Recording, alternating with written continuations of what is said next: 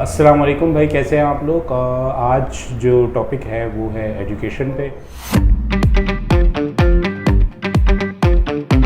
क्योंकि रिसेंटली हमने कुछ वाक़यात देखे हैं, कुछ स्टूडेंट से मिले हैं, तो हमें पता चला है कि वो जिस इंस्टीट्यूट में जा रहे हैं तो वहाँ पर जो इंस्टीट्यूट वाले हैं वो शुरू होते हैं इंस्टीट्यूट बनाते हैं, वो बोलते हैं कि हम पढ़ाएंगे, लेकिन जब वो पैसे मिलते हैं उनको तो वो स्टूडेंट्स को एजुकेशन देना भूल जाते हैं।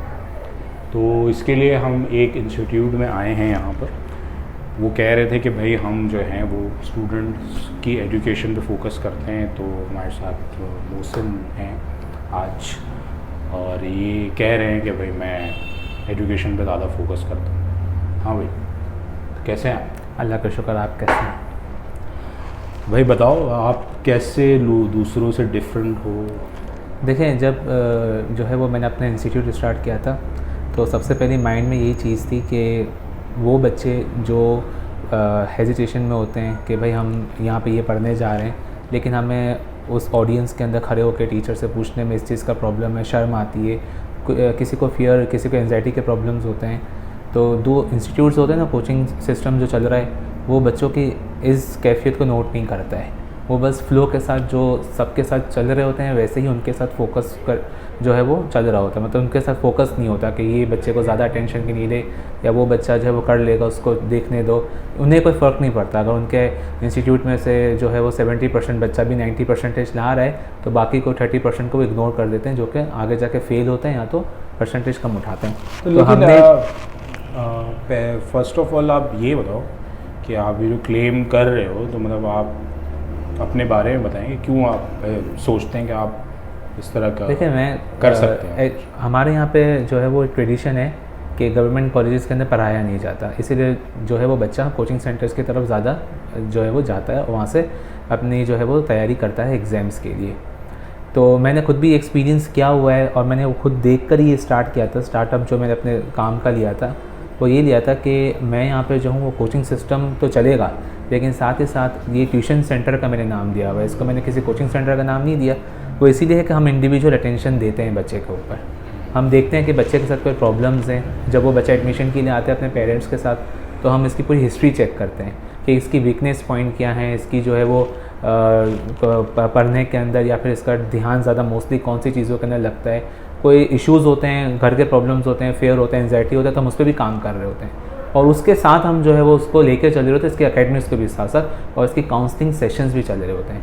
दूसरे कोचिंग सेंटर्स के अंदर इतना टाइम नहीं होता, 45 मिनट्स होता है पर सब्जेक्ट की क्लास। तो हम यहाँ पे एक स्टूडेंट को एटलीस्ट 2 घंटे दे रहे होते हैं इंडिविजुअल अटेंशन के साथ। नहीं, मतलब मैं भी एक बंदे से मिला था तो उसने बोला कि यार 6,000 रुपये या पता नहीं पैसे तो लेते हैं वो लोग, कम होते हैं वो, लेकिन अगेन वो कोचिंग सेंटर में जो बच्चे जा रहे हैं वो उनको इतना ज़्यादा ध्यान नहीं दे पाते, क्योंकि अब उनका इशू ये था कि जो उनकी बेटी थी वो थोड़ी स्लो थी सीखने में। बिल्कुल। तो वही प्रॉब्लम होती है। तो यार अब मतलब जैसे 90% लोग या 75% लोग अगर क्लास में अच्छे कर रहे हैं, तो थोड़े से बच्चे अगर नहीं कर पा रहे तो वो तो टीचर या इंस्टीट्यूट की गलती तो नहीं है। लेकिन लोग तो यहाँ पर ये कह रहे हैं कि यार वो लोग तो मतलब पैसों के चक्कर में उन्होंने बिज़नेस बना लिया इसको। तो ये बात सही है? नहीं, बिल्कुल। मतलब कि अगर वो जो बंदा है अपनी बेटी को लेकर वहाँ गया है तो उसने ज़ाहिर सी बात है ये पॉइंट रखा होगा ना एडमिशन के वक्त टीचर्स के सामने वहाँ पे कोचिंग सेंटर में कि भाई मेरी बेटी जो है वो स्लो लर्नर है, इसकी स्पीड स्लो है, वो दूसरे बच्चों को कॉम्पीट नहीं कर पाएगी। तो एट दैट टाइम वहाँ के जो मैनेजर या वहाँ पे जो भी HR था उसको ये पॉइंट देखना चाहिए ना कि हम इसको लेके नहीं चल सकते, तो हम इसके इतने टाइम ज़ाया क्यों करें, वेस्ट क्यों करें। आप 2 महीना 1 महीना चेक करो, अगर ये नहीं चल सकते साथ तो फिर आप उसे बता दो कि भाई हम इसको नहीं पढ़ा सकते कोचिंग सेंटर में, आप किसी ट्यूशन सेंटर को या फिर होम ट्यूशन को जो है वो प्रायोरिटी दें और उसको वहाँ पे सेट करें, ताकि इसकी जो है ना सब चीज़ें ओवरकम हो सके एग्जाम तक। तो एंड वक्त पे वो 30% रिजल्ट को तभी वो नहीं गौर करते ना, क्योंकि वो उस वक्त अपने उनको फीस चाहिए होती है, पैसे चाहिए होते हैं, उनको अपने ब्रांड का नाम नहीं ख़राब करना होता। वो कहते हैं उस वक्त तो बहुत बातें होती हैं कि हम ये कर देंगे, हम इसको अलग से टाइम दे देंगे, हम इसको जो अलग से बुला लेंगे, अलग से सवाल जवाब इससे कर लेंगे, लेकिन वो एंड वक्त पे नहीं होता।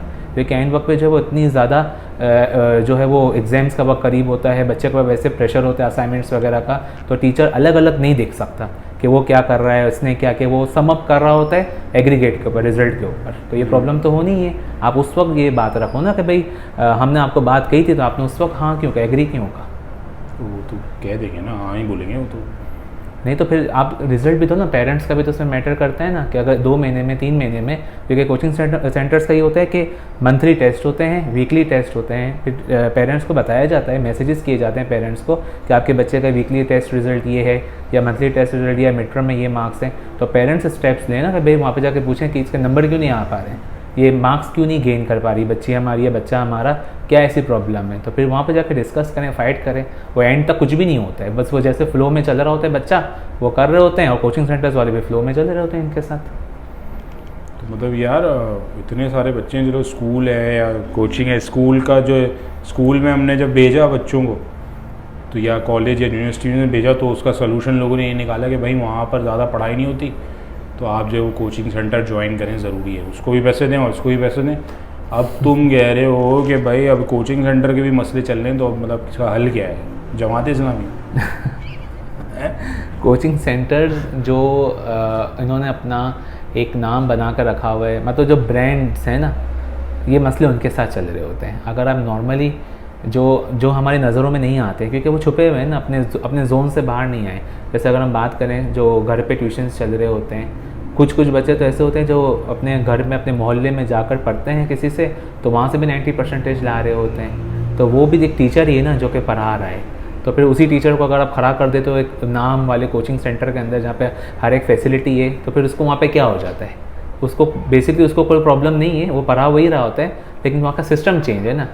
वो कह रहे हैं कि भाई आपको 45 मिनट्स की क्लास रखनी है, 50 मिनट्स भी नहीं करने हैं, और 45 मिनट्स में भी टीचर लेट आ रहे हैं क्लास के अंदर। तो ये फिर कोचिंग सेंटर्स की गलती है ना, सिस्टम की गलती है। तो क्या हल क्या है, जो समझ गए ये तो मसला है, तो हल ये हल यही है कि स्कूल्स के अंदर या कॉलेजेस के अंदर जो टीचर्स आते हैं ना, मसला वहाँ पर है ज़्यादा, क्योंकि उन्हें शाम में भी पढ़ाना होता है कोचिंग सेंटर के अंदर, तो वो अपना 100% सुबह नहीं दे सकते हैं उस जगह पे। बच्चों को पता है कि टीचर इस सेंटर में आता है। आजकल हमारे सोशल मीडिया पे जो ट्रेंड चल रहा होता है, टीचर्स की जो पिक्चर्स आगे फॉरवर्ड्स की जा रही होती हैं, उससे पता चल जाता है कि ये शाम में भी इधर पढ़ाता है, तो हम शाम में इधर चले जाएंगे। माइंड असल में यंग जनरेशन है ना, माइंड सेट ऐसा है ना कि हम कोचिंग सेंटर जा रहे हैं, अभी हम बड़े हो गए, हम जो 9-10 में कोचिंग सेंटर ज्वाइन करेंगे, हम वहाँ निकल जाएँ। तो सुबह और कॉलेजेस स्कूल के अंदर ये लैक आ रहा होता है, अटेंडेंस का लैक आ रहा होता है, हम जो तफरियाँ चल रही होती हैं, हम जो वो शाम में पढ़ लेंगे जाके, सुबह क्या करना है, सुबह क्यों जाए। और ये खाली गवर्नमेंट सेक्टर के अंदर हो रहा होता है। हालांकि प्राइवेट कॉलेजेस बहुत अच्छे हैं जो पढ़ा रहे होते हैं, और उनका कोई क्लेम नहीं है, वो अपना पूरा टाइम दे रहे होते हैं सब पढ़ा, क्योंकि वहाँ पे बोर्ड के टीचर्स होते हैं, उनका फॉर्मेट वगैरह सब वही फॉलो कर रहे होते हैं। फिर भी बच्चा प्राइवेट वाला भी कोचिंग सेंटर क्यों जा रहा है, बहुत कम रेशो है प्राइवेट वालों का, ज़्यादातर गवर्नमेंट कॉलेजेस वालों का है। प्राइवेट वाले बच्चे इतना कोचिंग सेंटर ज्वाइन नहीं करते हैं, क्योंकि वो अपने स्टडीज़ कंप्लीट कर लेते हैं सुबह के। सारे पैसे वो लोगों ने ले लिए होते हैं ना, प्राइवेट वाले ने ले लिए होते हैं, क्योंकि वो पैसे ज़्यादा होते हैं, पैसे बचे ही नहीं होते, तो क्या करते हैं। तो गवर्नमेंट कॉलेज में एडमिशन लेने का मकसद ही यही है कि हमें शाम में कोचिंग जाना है, तो हम इसलिए हम वैसे ही नाम है, ऐसे ही नाम। अच्छा, तो मतलब ये जो तुम कह रहे हो उससे लग रहा है कि टीचर्स का मसला है, यानी टीचर्स जो ज्वाइन कर रहे हैं उनका जो पढ़ाने का मकसद है मेरे ख्याल से बस वो भी वही है कि यार पैसे, नौकरी है, तो बस। देखिए ना, कुछ ऐसे स्कूल्स हैं, मैं अपना अगर एक्सपीरियंस शेयर करूं तो आज से तकरीबन 4 या 5 साल पहले मैं एक स्कूल में गया था। वहाँ पर मैडम जो थी उन्होंने पूरा इंटरव्यू वगैरह सब लिया, डेमो वगैरह सब लिया। तो अब वो था कि मेरी जो CV थी उस पर लिखा हुआ था कि मैं जो हूँ वो होम ट्यूशन्स और अपना खुद का इंस्टीट्यूट वगैरह जो है वो चला रहा हूँ। तो उन्होंने मुझे रिजेक्ट किया। तो रिजेक्शन की सबसे बड़ी वजह यही थी कि आप एक कोचिंग के टीचर हैं, तो आप तो यहाँ पर आके हमारे स्कूल्स के बच्चों को अपने कोचिंग का देंगे रेफरेंस कि मेरे पास वहाँ पे आके पढ़ो। आप सुबह यहाँ पे सही तरीके से पढ़ाएंगे ही नहीं, आप तो बोलेंगे नहीं कोचिंग आके पढ़ो मेरे पास। तो उनका ये पॉइंट ऑफ व्यू था रिजेक्शन का। तो कुछ ऐसे स्कूल्स हैं जो देखते हैं सब ये टीचर कहाँ से आ रहा है, उसकी पूरी प्रोफाइल चेक की जाती है। तो वो अच्छी बात है कि मैं नहीं करता, कोई और करता शायद।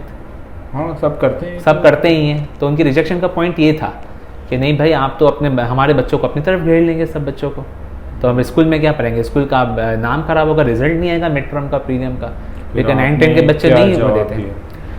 लेकिन मैंने तो वही जवाब दिया कि आप जो है वो फॉर 1 मंथ और 2 मंथ आप चेक करके ट्राई करें ना, क्योंकि बिल्कुल एंड वक्त पे जो है वो बच्चे निकलते नहीं है, बच्चे निकलने होते तो शुरू से जो वो कोचिंग सेंटर ज्वाइन कर लेते हैं। बिल्कुल एग्जाम से 2 महीने पहले 3 महीने पहले कोई कोचिंग सेंटर नहीं लेता एडमिशन। तो आप मुझे थोड़ा सा टाइम यहाँ पे देखें। बाकी आपको अगर ऐसा है तो सुपरवाइजिंग के लिए किसी को लगा दें कि भाई वो क्लास के अंदर, क्योंकि कैमरास तो होते ही, आपको पता चल जाएगा कि मैं क्या इंटरेक्शन कर रहा हूँ बच्चों से, किस किस्म की बातें कर रहा हूँ, पढ़ा रहा हूँ एकेडमिक्स के अलावा और कोई अपने कोचिंग सेंटर की तारीफ़ें कर रहा हूँ, या फिर अपना कोई नंबर दे रहा हूँ मोबाइल नंबर के मुझसे कॉन्टैक्ट करना। ये सब चीज़ें आप जो है वो लुक फॉरवर्ड कर सकते हो ना, तो आप ये करके चेक कर लो। ये चीज़ें भी होती हैं और ये हर स्कूल में करनी चाहिए, ताकि पता चले कि वो टीचर शाम में कहीं पढ़ा तो नहीं रहे। जब वो शाम में पढ़ा रहा होगा तो अपना 100% सुबह देगा ही नहीं। ये फैक्ट है। डॉक्टर्स की तरह हो गया, तो गवर्नमेंट डॉक्टर्स की तरह होते हैं बिल्कुल। गवर्नमेंट के जो डॉक्टर होते हैं वो ये कर प्राइवेट क्लिनिक चला रहे होते हैं जो शाम में। हाँ, तो फिर उन पे रिस्ट्रिक्शन जैसे लगाई थी, तो ऐसे आप पे भी लगा दो, सब टीचर्स पे लगा दो। सब टीचर्स पे लगा दो। अच्छा, तो ये हल है कि आप ये कह रहे हैं कि टीचर्स का मकसद को पहले सही करना पड़ेगा। हाँ, उनका पॉइंट ऑफ व्यू, ये सिर्फ एक जॉब नहीं है। जॉब नहीं है, मतलब कि आपको पैशन होना चाहिए, आपको वो जो है वो एक इंटरेक्शन, एक अटैचमेंट होना चाहिए अपने स्टूडेंट्स के साथ, क्योंकि उसका रिजल्ट, उसका फ्यूचर आप पर डिपेंड कर रहा होता है। क्योंकि टीचिंग एक ऐसा प्रोफेशन है जो कि दूसरे प्रोफेशंस को क्रिएट कर रहा होता है। तो टीचर अगर मेन पिलर ही सही नहीं होगा, उसका मेन रूट ही सही नहीं होगा, तो फिर बच्चे किस तरीके से आगे ग्रो करेंगे, इनका फ्यूचर क्या होगा। ज़्यादातर वो ये देखा गया है कि जो टीचर्स ज्वाइन करते हैं ना, मतलब जो टीचर की जॉब लेते हैं, वो देखा गया है कि वो इसलिए लेते हैं कि एक तो इजी होती है और दूसरा ये कि उनको कहीं और जॉब नहीं मिल रही होती, मतलब जो टीचर्स ऐसे होते हैं। तो इसका मसला है शायद। नहीं, ऐसा तो क्या कुछ मसला नहीं है? टीचिंग की जॉब, पहले तो मैं बात करूंगा कि जॉब कोई और नहीं मिल रही थी टीचिंग को, ऐसा कुछ भी नहीं नहीं, मतलब ऐसे होते हैं टीचर्स जो ये जो तुम बता रहे हो कि कुछ ऐसे टीचर हैं जो बस अपनी जॉब का टाइम पूरा करके भाग जाते हैं। हाँ, मतलब तो वो अपनी वही जान टीचर छुड़ाने वाले टीचर्स वही होते हैं। टीचर हैं जो कि उनको पढ़ाने का शौक नहीं है, उनको बच्चों से अटैचमेंट नहीं है, वो जस्ट अपने उन कुछ पैसों के लिए आ रहे हैं जो उन्हें मिल रहा होता है, वो बस लेते हैं और फिर चले जाते हैं जो उनकी ज़रूरियात होती है उसके तहत, या फिर शायद उन्हें कोई जॉब नहीं मिल रही होगी तो टेम्परेरी वो है इस किस्म जो टेम्परेरी जॉब होते हैं कि कुछ लोग मतलब जॉब नहीं मिल रही, कुछ नहीं मिल रहा कर लेते हैं, तो हम 2-3 महीने के लिए, 4 महीने के लिए जॉब मिल जाए टीचिंग कर लेते हैं। तो ऐसे भी कुछ लोग होते हैं। लेकिन यूँ कहना कि आपके पास कोई जॉब अवेलेबल नहीं है तो आप टीचिंग को जो है वो की तरफ जा रहे हो, तो ऐसा तो कुछ नहीं है। क्योंकि अगर आपने अपनी फील्ड में कुछ ना कुछ किया हुआ है तो आपको लाजमी उसकी जॉब मिलेगी। क्योंकि नहीं, मतलब मैं ये कह रहा हूँ कि मतलब उसको निकालना चाह रहा हूँ कि मतलब कैसे हम आइडेंटिफाई करें ऐसे लोगों को। आप सीवी से मालूम हो जाता है कि उसका मेन प्रोफेशन क्या है। आप जो है वो, अब जैसे आप मेरी सीवी देखेंगे तो आप ये कहेंगे कि यार आपकी सीवी में जो है वो टीचिंग एक्सपीरियंसेस भी आ रहे हैं, आपकी सीवी में जो है वो इंजीनियरिंग के एक्सपीरियंसेस भी आ रहे हैं, आपकी सीवी में रिसर्च साइंटिस्ट के एक्सपीरियंसेस भी आ रहे हैं, तो आप बेसिकली हो क्या, यही होता है ना, ये सवाल होगा। ये सवाल आप बेसिकली हो क्या। देखें, इंजीनियर्स जो होते हैं चाहे उन्होंने अपनी फील्ड में ग्रेजुएट किया हो या फिर वो आगे रिसर्च साइंटिस्ट की जॉब करें, तो वो भी टीचर ही होते हैं, क्योंकि आप जो है वो आगे फिर यूनिवर्सिटी लेवल पे या कॉलेज लेवल पे टीच ही कर रहे होते हैं, पढ़ा ही रहे होते हो।